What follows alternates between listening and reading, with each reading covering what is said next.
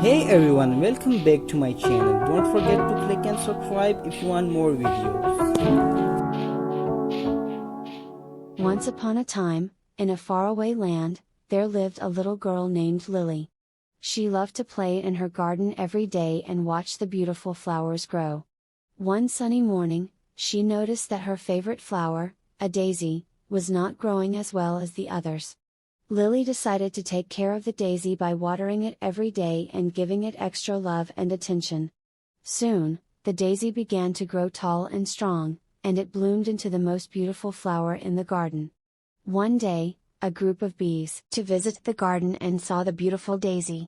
They were so impressed by its beauty that they asked Lily if they could make their honey from the nectar of her daisy. Lily was so happy that her little act of kindness had made such a big impact on the world around her. From that day on, Lily continued to take care of her garden and all of the plants and animals that lived there. And every year, her garden became more beautiful and more alive. Thanks a lot for watching. Don't forget to like and subscribe.